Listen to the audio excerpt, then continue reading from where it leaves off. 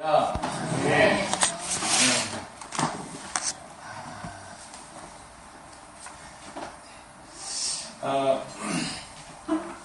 오늘 제목은 콩나이트였다.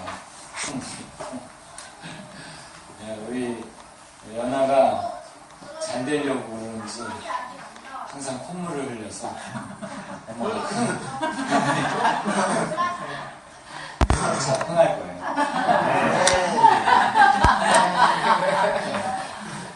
콧물이 날 때마다 얘가 잘 되려고 콧물이 나요.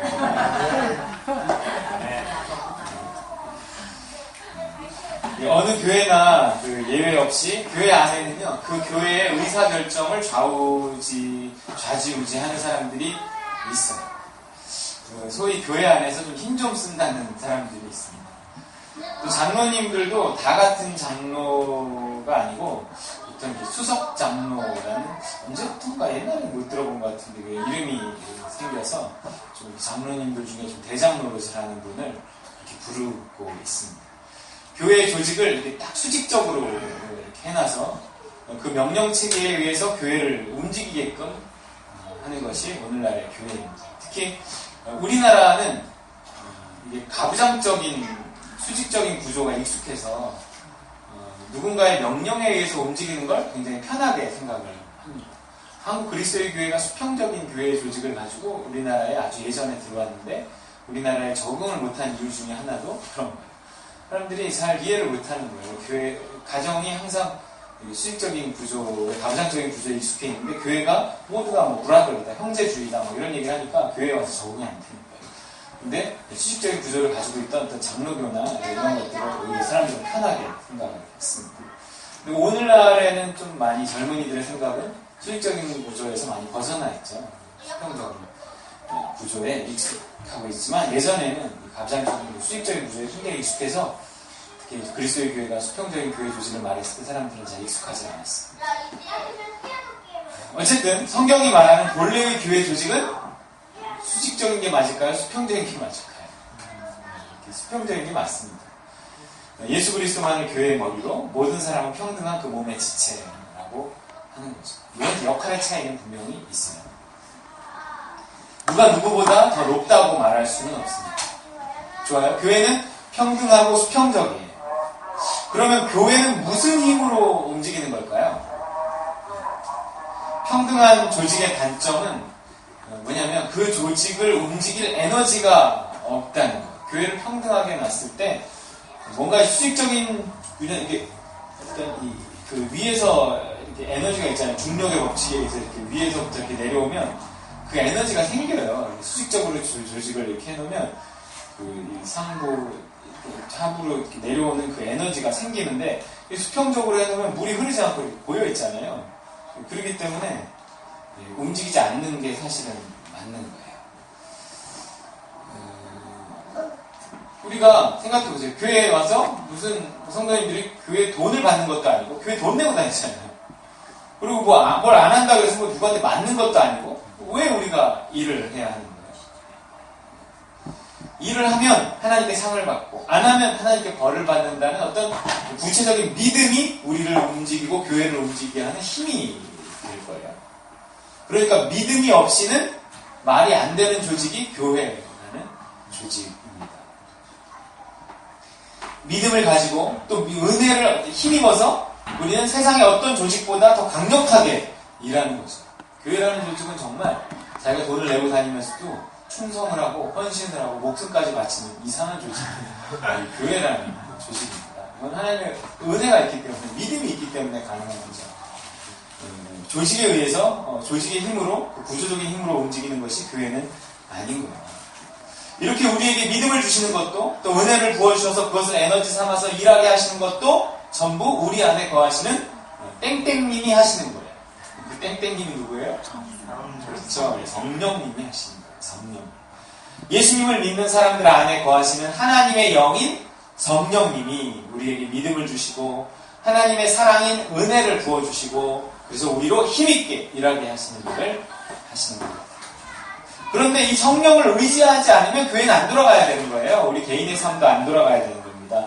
근데 이 성령을 의지하는 게 쉬운 게 아니라는 거예요. 뭔가 눈에 보이지 않기 때문에 뭐 그분의 음성을 듣는다거나 그분을 인격적으로 만나는 일이 쉽지 않아요. 안 보이잖아요. 그분의 명령을 받아서 그분의 도우심으로 일해야 하는데 쉬운 일이 아니에요. 그래서 사람들은요, 처음에는 막 은혜를 받아서 뭘 하다가 이게 뭐 은혜라는 것도 성령이라는 것도 믿음이라는 것도 안 보이니까 금방 이렇게 자기가 익숙한 걸로 돌아가는 버릴 수 있어요. 그래서 위계 질서고 수직적인 구조입니다. 세상을 움직이는 힘으로 교회를 움직이고 자신의 인생을 움직이는 거죠. 누가 좀 자기를 시켜줘야 돼요. 하나님만이 자신의 왕이 돼야 되는데 사람 왕이 있어야 된다. 누가 보이는 사람이 구체적으로 나에게 뭘 시켜줘야 편한 거예요. 아까 우리 홍세영 자매님이 그 순종이라는 것을 이야기하면서 좀 어렵다고 했는데 마찬가지죠. 뭘 순종하라는 건지 잘 모르겠으니까요. 하나님께 순종하라 그러지만 하나님은 보이지 않고 그분의 음성이 들리지 않으니까 순종이라는 것도 막연해질 수밖에 없는 거예요. 막연해지기 때문에 차라리 보이는 사람이 나한테 뭘 시켜줬으면 좋겠다. 그래서 목사님이 나한테 구체적으로 뭘 말하라고 시켜주고 장로님이 나한테 구체적으로 뭘 하라고 시켰으면 좋겠다. 이러면서 교회는 다시 수직적인 이렇게 구조가 되어져 가는 겁니다. 그런데 이 수직적인 구조에서 상부를 차지하는 사람들이 누군가, 교회를 수직적인 구조를 만들어 놓으면 그 상부를 차지하는 사람들이 누군가 하면 교회에서 힘 좀 쓰는 사람들이 누군가 보면 거의 예외 없이 세상에서 힘 좀 쓰는 사람들입니다. 돈 있고 힘 있는 사람들이 결국 교회에 와서도 교회에 중직이 되고 교회를 좌지우지해 가는 거예요. 왜 그럴까 하면 묻지 않아도 뭐 알지 않겠습니까? 일단은 경제적인 논리가 작용하는 거예요. 많이 냈으니까 많은 지분을 차지하는 거죠. 그렇잖아요. 그리고 세상에서 능력 있는 사람, 세상에서 성공한 사람이 교회도 키울 수 있고 교회도 성공시킬 수 있다고 생각하는 거예요. 또 실제로 그렇고요. 사업을 하고 회사를 하듯이 교회를 운영해 나가는 거예요. 어느 교회는 예외 없이 보통 이렇게 교회를 운영해 나가는 것이 일반적인 관례고, 그렇게 했을 때 교회가 커지는 것도 일반적인 사실입니다. 성령 없이도요, 교회는 클 수 있다는 것을 보여주는 것이 타 종교나 이단이에요. 사람들의 종교 심리를 잘 이용만 해도, 조직을 잘 운영만 해도 크는 거예요. 솔직히 돈 없는 사람들은요, 믿음이 아무리 좋아도 교회에서 목소리 내기가 힘듭니다. 그냥 뭔가 좀 미안한 거예요. 이상한 미안한 마음이 돈 없는 사람들은 교회에 와서 있어요. 교회가 또 담임 목사가 추구하는 것이 뭔지를 알기 때문에 크기를 추구하면 크기는 곧 돈에 비례하잖아요. 돈 있는 사람들이 대우받는 것을 교회에서도 목격하고 그들이 중직이 되어서 또 무엇을 추구하는지 뻔히 보이는데 돈 없는 사람은 설 자리가 없는 겁니다. 제가 이런 곳에서 만난 그 청소 아주머니도 그래서 교회 가기를 꺼려 하더라고요. 우리 처녀 때, 지금 60 다 되셨는데 처녀 때 교회를 나가셨대요. 그래서 아유 이제 다시 교회 나가셔야죠. 그러니까 그 아주머니 하시는 말씀이 아이고 교회도 돈이 있어요. 꼭 이렇게 말했어요. 이렇게 아이고 교회도 돈이 있어요. 그랬어요. 네. 아유 아니에요. 천국에는 금이 길바닥에 깔려 있습니다. 이건 뭘 말해줘요? 가치의 전도를 말해주는 거예요. 세상 나라의 가치와 하나님 나라의 가치가 다르다는 거예요. 여기서는 장로 위에 모셔두는 금이 거기에는 길바닥에 깔아놓는다는 거예요. 여기서는 애지중지하는 돈이 거기서는 길바닥에 돌만큼도 쳐주지 않는다는 거예요. 교회가 하나님 나라의 모형이 되어야죠. 여기서 교회마저도 돈을 추구하면 안 되는 거예요. 그럼 교회가 하나님 나라가 되지 않는 거예요. 교회는 돈이 막 굴러다녀요. 우리 예배 끝나면 막 이 헌금 바구니 막 굴러다녀요. 그럼 김사 지사님 계속 때려보고 있죠. 계속 신경 쓰고 계시지만 교회에서는 돈이요.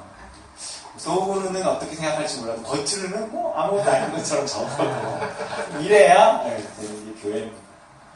우리는 교회에 와서 하나님 나라를 경험해요. 그래서 그 경험을 가지고 뭔가 그 느낌을 가지고 가정으로 돌아가고 세상으로 나가서 그 나라를 확장해 가는 거죠. 아까 태영 형제가 얘기했잖아요. 뭔가 큰 교회를 다녀봤단 말이에요. 거기서 무엇을 하고 어떻게 하는지 봤단 말이에요. 그럼에도 불구하고 작은 교회에 왔지만 작은 교회가 작은 교회 나름대로 뭔가 이렇게 되어지는 모습을 보고 또 느끼는 게 있다고 아까 말한 거예요. 저만 들었나요? 네, 사실 이렇게 됐어요. 그쵸? 그 얘기한 거죠? 네. 그런데 그래서 우리가 여기서 받은 여기서 배우고 느낀 것을 가지고 가정에 나가고 세상에 나가서 뭔가 하나님 나라를 확장하는 것이, 거기도 행복한 곳으로 만드는 것이 우리의 사명인 겁니다. 그런데 교회에 와서도 여전히 세상에서 느끼는 것과 똑같은 느낌을 받는다는 건 참으로 슬픈 일인 거예요. 세상에서 이 거래에 지친 사람들이 교회에 오면 거저줌을 경험해야 돼요. 그래서 제가 웬만하면 교회에서 하는 일에 돈을 따로 받지 않는 겁니다. 거저줌은 사랑이 있는 곳에만 있는 거거든요. 사랑을 맛봐야 한다는 거죠. 교회에 와서는 더욱. 또한 돈 있고 힘 있는 사람일지라도 교회에서는 크게 대우받지 않아야 되는 겁니다. 오히려 그들은 스스로 더 조심해야 돼요. 돈이 있을수록, 힘이 있을수록 같은 교회에 나오는 형제 중에 가난하고 힘없는 자들이 상처를 받지 않게 언행을 더 조심해야 되는 게 돈 있고 힘 있는 사람들이 교회에 와서 할 일입니다. 그런 사람들을 중직자로 세우는 것도 조심해야 돼요. 그래서 교회는 다르다는 것을, 하나님의 나라는 다르다는 것을 교회는 보여줘야 됩니다. 돈이 주인이 된 세상 속에서 실패하고 피곤하고 지친 사람들이 쉴 수 있는 곳이 필요한 거예요. 사실 가정이 그런 역할을 해줘야 되는데 이제 가정도 점점 없어지잖아요. 1인 가구가 얼마나 늘었습니까? 서울 시내 1인 가구가 굉장히 많이 늘어나고 있다고. 혼자 밥 먹기 그러니까 맨날 먹방, 먹는 방송만 TV에서 한다고요. 보면서 외롭지 않게 밥 먹으라고 이렇게 하는 거래요. 더 인기도 있는 것이고. 그러니까 보면서 밥 먹으면 혼자 밥 먹는 것 같이 느끼지 않는데 슬픈 현실입니다. 여러분, 쉴 곳 잃은 사람들에게 교회는 쉴 곳이 되어야 돼요. 나가서도 돈, 집에 와서도 돈, 교회 와서도 돈, 그러면 돕니다. 이런 이상이 얼마나 현실이 될지 모르겠지만, 그래도 한 번 사는 인생에서 그런 교회를 꿈꿔보는 것이 옳은 일이 아닐까 생각을 합니다. 우린 함께 그 교회를 꿈꾸는 사람들이, 함께 만들어가는 사람들이 믿으십니까? 네. 오늘 사도들을 통해서 그런 교회의 자세를 배워볼까 해요. 오늘 본문의 주인공은 누구라고 생각하세요? 빌립 이야기도 자주 나오지만 오늘의 주인공은 마술사 시몬입니다. 우리 예성이가 요즘 마술사가 됐어요. 그런 마술이 아니라 이건 좀 약간 신비주의적인 약간 요술사, 그러니까 마법사에 가까운 그런 마술사 시몬이라는 사람이었어요. 시대마다 힘을 쓰는 사람이 달랐어요. 근데 이 고대 사회에서 마술사라는 것은 매우 힘있고 존경받는 사람이었어요. 오늘날은 마법사 안 통해요. 과학이 지배하는 세상이기 때문에 이런 신비가 잘 안 통합니다. 하지만 당시 고대 사회에서 마술사라는 것은 굉장히 힘있고 존경받는 사람이었어요. 9절 10절을 읽어볼까요? 시작. 그 성에 시몬이라는 사람이 전부터 있어 마술을 행하여 사마리아 백성을 놀라게 하며 자칭 큰 자라니 낮은 사람부터 높은 사람까지 다 따르며 이르되 이 사람은 크다 일컫는 하나님의 능력이라 하더라. 돈은 또 얼마나 벌었겠어요. 당시에 힘있고 돈 있는 사람이었어요, 이 시몬은. 그런데 어느 날 이 사람이 교회를 나오기 시작한 거예요. 여러분, 우리 교회, 우리 다른 가톨릭교회 국회의원 한 사람이 나왔다, 출석하기 시작했다. 어떻겠어요? 아이돌 하나가 나오기 시작했다. 어떻겠어요? 당시 그 시몬이 교회에 나온 것은 그런 영향력이었을 거예요. 그가 전도자 빌립을 따라다니기 시작합니다. 12절 13절이에요. 읽어볼게요. 시작. 빌립이 하나님 나라와 및 예수 그리스도의 이름에 관하여 전도함을 그들이 믿고 남녀가 다 세례를 받으니 시몬도 믿고 세례를 받은 후에 전심으로 빌립을 따라다니며 그 나타나는 표적과 큰 능력을 보고 놀라니라. 그냥 믿은 것도 아니에요. 어떻게 믿었어요? 정식으로 세례까지 받고 열심히 따라다녔다고요. 그럼 이런 사람을 교회는 어떻게 해야 돼? 이거는 신앙도 있어, 열심도 있어, 사회적인 지위도 있어, 돈도 있어. 그럼 교회는 이런 사람 어떻게 해야 돼요? 자주 신방도 가고 일도 맡기고 얼른 교회에 중직을 세워서 못 빠져나가게 해요. 대어를 거친 거잖아요. 목사님들이 하는 말을 많이 들었기 때문에 대어라는 표현이 여러분 익숙하지 않으시죠? 대어를 거친 나오자마자 헌금할 수 있는 사람, 대어를 거친. 그런데 오늘 그가 교회에서 어떤 대우를 받는지 보세요. 18절, 19절, 20절. 같이 읽어볼까요? 시작. 시몬이 사도들의 안수로 성령 받는 것을 보고 돈을 들여 이르되 이 권능을 내게도 주어 누구든지 내가 안수하는 사람은 성령을 받게 하여 주소서 하니 베드로가 이르되 네가 하나님의 선물을 돈 주고 살 줄로 생각하였으니 내 은과 내가 함께 망할지어다. 빌립이 깜짝 놀랐어요. 베드로 선생님 왜 그러세요? 우리 교회 일꾼이란 말이에요. 그냥 기도 한 번만 해주세요. 이래야 됐을지도 몰라요. 아니 또 자기도 좀 중요한 일을 해달라고 지금 부탁한 거잖아요. 뭐 나쁜 말 한 거 아니잖아요. 은사를 사모한 거란 말이에요. 그런데도 어떤 소리를 들어요? 네 돈과 함께 망할지. 어디 와서 돈 자랑질이야? 어디 와서 네 지위를 자랑해? 어디라고 돈 가지고 자리를 사고 힘을 쓰려고 해? 네 돈과 함께 망할지어다. 사실 이게 교회의 힘입니다. 이 정도는 돼야 사람들이 교회는 다르구나. 내가 교회에 와서 이렇게 큰 소리 낼 게 아니구나. 이러면서 그 힘 있는 사람들이 교회에 와서는 좀 뭔가 이렇게 쩔쩔 좀 매고 뭔가 오히려 가난한 사람들이 오히려 이렇게 좀 이렇게 당당해하고 이렇게 생각할 거예요. 하지만 사람들은 이제 교회가 세상보다 더해 라고 말합니다. 다 그런 거 아니지만 그렇다고 부인할 수 없습니다.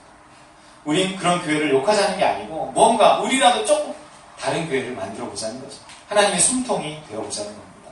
작지만 작아도 뭔가 하나님의 기쁨이 되는 교회, 세상의 희망이 되는 교회. 아시다시피 저도 우리 장로님도 누구도 권위를 우리 교회에서 내세우지 않습니다. 누구의 의견이 좋다고 생각되면 뭔가 그 사람을 통해서 머리 대신 예수님께서 우리에게 말씀하신 거라고 생각이 인정이 되면 실행해야 돼요. 특정한 사람이 주인이 되지 않습니다. 있는 사람이라고 대우받지 않으며 없는 사람이라고 무시당하지 않습니다. 하나님의 나라를 조금이라도 구현해 보려고 우리가 노력하고 있는 거예요. 이건 우리 모두의 노력이어야 합니다. 지금 우리는 그렇게 가고 있습니다. 여러분, 하나님의 나라는 믿음으로 들어갑니다. 성도 한 사람 한 사람이 믿음으로 살려고 노력해야 되고요. 교회도 특정한 한 사람의 의견이 아니라 모두에게 말씀하시는 그 믿음을 따르려고 노력해야 돼요. 그래서 그리스도의 교회는 공동회의가 중요한 의견을 결정하는 의사결정기구라고 말을 해요. 근데 그 공동의 의견이 중요한 것도 아니에요. 하나님의 뜻이, 그리스도의 뜻이 가장 중요한 겁니다. 저든 누구든 믿음이 오면 말해야 되고요. 예수님의 뜻이라고 생각되면 실행해야 합니다. 그리고 그 일이 어떻게 되는가를 보는 거죠. 그러면서 믿음이 자라는 겁니다. 야, 이게 안 될 줄 알았는데 결국은 되네. 역시 믿음은 결국 되는구나. 하나님은 이렇게 일하시는구나. 네. 결국 그거를 이렇게 보면서 믿음에 순종할 때 하나님이 일하시는구나. 이런 걸 느끼면서 하나님의 나라는 행복은 믿음으로 들어가는 거구나. 믿음으로 얻어지는 거구나. 그거를 배워야 하는 것이 이 교회. 그걸 배워서 우리의 가정에, 우리의 일터에 그것을 실천하고 확장해 나가는 겁니다. 여러분, 세상의 방법은 빠르고 확실해 보일 수 있지만 오래 가지 못해요. 교회를 수직적으로 세워놓고 그 수직적인 구조에 의해서 움직이던 시대는 이제 지났어요. 교회가 권위를 강조하니까 젊은이들이 순종하는 것이 아니라 떠나가요. 물론 우리가 천국에 있지 않고 세상에 있기에 지혜도 필요하지만 너무 세상에 맞추다 보면 결코 이 땅에서 천국을 만들 수는 없어요. 사람이 죄인이기에 때론 위계 질서도 필요하고 인간적인 권위도 필요하고 세상적인 방법도 동원될 수도 있어요. 그래도 교회의 본질은 하나님의 나라라는 것을 잊어서는 안 됩니다. 하나님께서 하나님의 나라를 어떻게 이루어 가시는가를 보는 거예요. 그리고 오직 믿음으로만 하나님 나라가 이루어질 수 있다는 것을 믿고 오직 믿음에 우리가 집중하고 하나님의 말씀과 그 말씀 가운데서 우리에게 주어지는 그 믿음에 우리 모두가 순종해야 합니다. 교회는 그렇게 만들어져야 가야 해요. 은혜가 있어야 되고 사랑이 있어야 되고 누구의 말이든 믿음 있는 말을 따라야 합니다. 그 중심에 뭐가 있을까요? 이렇게 믿음으로 행하는 그 중심에 누가 있을까요? 예수님이 있고 성령님이 있는 거예요. 여러분, 성령만이 교회를 하나님의 나라가 되게 하는 힘이에요. 힘. 성령만이 우리의 삶을 천국이 되게 하는 힘입니다. 사도행전이 계속 성령 이야기를 하는 거예요. 하나님의 나라가 임하는 것은 먼저 성령이 임해서 그 사람을 또 그 교회를 통치하는 거예요. 통치하는 성령이 하시는 일이에요. 성령의 인도하심과 도우심을 따르면 따를수록 그 사람의 인생은 점점 더 천국이 되어져 가고요. 그 교회는 점점 더 하나님의 나라를 닮아가게 되는 거예요. 우리 교회가 점점 더 하나님의 나라를 닮아가는 것은 오직 성령님의 음성을 듣고 믿음을 따라 무언가를 선택하고 결정하고 순종할 때만 그렇게 되어져 갑니다. 이 모든 출발은 예수님을 당신의 구주로 받아들이는 거예요. 그리고 예수를 믿고 죄사함 받은 자들에게 선물로 주시는 성령을 따르는 것입니다. 지금 이 말을 듣고 있는 여러분 안에 일어나는 믿음이라는 것을 쫓기 시작하면 되는 거예요. 그러니 이 말씀을 들을 때 여러분 안에 은혜가 임하고 믿음이 오면 믿음대로 해야 돼요. 성령이 하시는 일이거든요. 믿음이 오면 하는 겁니다. 믿음이 오면 해야 돼요. 이 믿음이 여러분 개인의 일도, 가정의 일도, 직장과 사업도, 교회도 다 이끌어가야 됩니다. 믿음을 따라가야 되는 거예요. 우리 태영이네 취직해서 믿음을 따라가야 되는 거예요. 그리고 내 마음이 좀 안 들어도 믿음이 오면 해야 되는 거예요. 뭔가 욕심이 생겨도 이거는 믿음이 아니라 욕심 같다 그러면 포기해야 돼요. 믿음대로, 믿음만큼 하는 겁니다. 뭔가 저건 내가 불가능할 것 같은데 그래도 믿음이 오면 이게 도전해봐야 돼요. 생각지 않은 일이 생깁니다. 성령이 믿음으로 당신을 이끌고 그 믿음에 복종하는 당신에게 하나님의 사랑을 부어주시고 하나님의 나라를 이루어주시고 그 사랑 안에 있을 때 뭔가 점점 더 잘 될 것이라는 소망도 일어나는 거예요.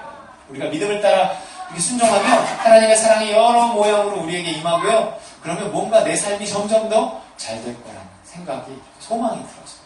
물론 잘 될 거라는 건 나를 통해서 행복한 사람이 늘어가고 하나님의 나라가 확장되어서 가는 거죠. 우리 20절 말씀 다시 한번 읽어보겠습니다. 시작. 그 앞에 20절 시작. 예, 시작. 베드로가 이르되 내가 하나님의 선물을 돈 주고 살 줄로 생각하였으니 내 은과 내가 함께 망할지어다. 여러분, 행복을 돈으로 산다고 생각하는 사람은 결국 돈과 함께 망합니다. 자기의 인생을 칼로 일으킬 수 있을 것이라고 생각하는 사람은 칼과 함께 망하죠. 기억나시나요? 자기 스승인 예수님을 죽이기 위해서 오는 자들을 향해서 베드로가 칼을 들었다. 대제사장의 종이 말거에 귀를 배웠다고 그랬어요. 하지만 예수님은 칼로 일해서는 안 된다고 말씀하십니다. 인생을 세우는 것은 오직 믿음으로만 되어져요. 믿음을 따를 때에만 하나님의 나라가 세워져요. 칼이든 돈이든 오직 믿음이 앞서갈 때에만 사용할 수 있는 거예요. 그 믿음을 누가 주셔요? 성령이 주십니다. 그래서 당신에게 임한 믿음을 무시하면 안 돼요. 믿음을 무시하는 것은 성령을 무시하는 겁니다. 믿음을 놓치는 것은 성공을 놓치고 행복을 놓치고 천국을 놓치는 거예요. 오늘 찬양도 뭐였어요? 오직 믿음으로 내가 살리라. 오직 의인은 믿음으로 말미암아 살리라. 그랬단 말이에요. 15절 16절 읽어보겠습니다. 다음 장 15절 시작. 그들이 내려가서 그들을 위하여 성령 받기를 기도하니 이는 아직 한 사람에게도 성령 내리신 일이 없고 오직 주 예수의 이름으로 세례를 하고를 듭니다. 우리는 우리의 교리를 통해서 성령이 내 안에 거하시는지를 교리를 통해서 알아요. 믿고 세례 받으면 성령을 주십니다. 당신 안에는 성령이 계십니다. 그냥 그 말 때문에 성령이 계시려니 이렇게 생각을 하는 경우가 많단 말이에요. 하지만 오늘 말씀은 또 달라요. 예수를 믿고 세례를 받았는데도 성령 내리신 일이 없대요. 어떻게 된 일일까요? 몰라요. 제가 대학교 1학년 때인가 2학년 때인가 큰 세미나를 하는데 사람이 굉장히 많이 모였어요. 질문을 하라고 해서 이걸 갖고 질문을 했어요. 그랬더니 앞에서 행설수설을 하는데 뭐라 그랬지? 잘 기억이 안 나요. 왜냐면 교리를 가진 사람이 이런 말씀에 굉장히 당황해요. 억지로 짜맞춰요. 교리에 이 말씀을 막 맞추려고 하니까 말이 길어지는 거예요. 아니에요. 그냥 모른다 그러면 되는 거예요. 모르겠어요, 저도. 네, 저는 교리를 말한 적도 없어요. 이럴 수도 있고 저럴 수도 있어요. 성경은 성경 그대로 봐야 돼요. 그럼 우리도 믿고 세례를 받았는데도 성령이 내 안에 없을 수 있단 말인가요? 네, 그럴 수 있어요. 무조건 교리에 맞춰 생각할 필요는 없어요. 중요한 건 자기 확신이에요. 자기 안에 성령이 거하시는지 스스로 알 수 있어야 돼요. 남이 말해줘서 아는 게 아닙니다. 성령이 당신 안에 거하시는 걸 어떻게 알 수 있나요? 네, 뭔가 믿음으로 아는 거예요. 믿음은 보여줄 수도 없고, 네, 무슨 고백하는 거 외에는 내 믿음을 보여줄 수 있는 게 뭐가 있어요? 성령이 여러분 안에 거하시는 것을 믿으십니까? 아멘. 네, 그거밖에 없어요. 그 고백으로밖에 없단 말이에요. 뭔가 이렇게 전과 다르다는 게 느껴지시나요? 이 성령 받기 전과 후가, 예수 믿기 전과 후가 다르다는 게 느껴지세요? 그게 성령 안에 우리 안에 거하시기 때문에. 날마다 이 확신을 가지고 살아가야 합니다. 믿음이기 때문에요. 뭐 눈에 보이는 어떤 증거가 아니기 때문에 어느 날 믿음이 떨어지고 이 확신이 줄면 없어지면 그야말로 없어진 거예요. 성령도 사라진 거예요. 어떤 의미에서. 그렇기 때문에 보이지도 않고 잡히지도 않는 이 믿음을 날마다 붙잡으려고 애쓰고 살아가야 돼요. 믿음을 따를 때에만 이 확신은 지켜져요. 이 확신이 더해져가요. 믿음을 따르고 그 믿음의 결과를 보면서 그 믿음을 내 안에 계시는 성령이 주신 거구나.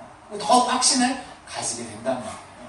우리는 믿음을 따르는 방법밖에 이 믿음을 지키는 길이 없어요. 성령이 내 안에 거하신다는 확신, 그는 믿음을 따르고 그 믿음의 결과를 보는 방법밖에 없다는 거죠. 어제요, 주보를 출력하려고 보니까 프린터가 고장이 난 거예요. 쉽게 고쳐질 줄 알았는데 계속 시간만 가는 거예요. 이게 무한 잉크를 장착한 거랑 사실 AS도 안 되는 거거든요. 안 되겠다 싶어서 나중에 막 인터넷을 뒤져봤어요. 모든 건 인터넷에 있더라고요. 근데 방법이 나오긴 했는데 중요한 건 주사기, 바늘 달린 주사기가 필요하거든요. 세상에 토요일 오후였는데 주사기가 어디 있어요? 기도했어요. 하나님, 이거 고쳐주세요. 그랬어요. 가까운 병원에 가봐야겠다는 생각이 들었어요. 프린터를 들고 가서 고쳐달라고 병원에 가는 건 아니고 주사기 구하러 병원에 가봐야겠다는 생각이 들었어요. 과연 줄까? 열기는 했을까? 무작정 걸어서 갔어요. 그래도 잘 아는 병원으로.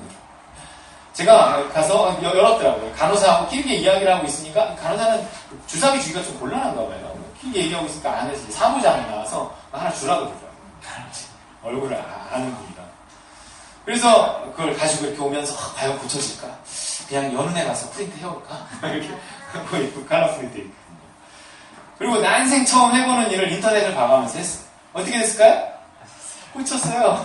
아주 깔끔하게 고쳤어요. 물론 여러 단계를 거치긴 했는데 결국 고쳤어요. 할렐루야. 이게 처음부터 AS를 받아야 된다는 마음이 들었을 때 내가 안 고쳤을지 모르겠어요. 근데 고쳐봐야겠다는 생각이 자꾸 드는 거예요. 이 할 수 있다는 믿음을 누가 줬을까요?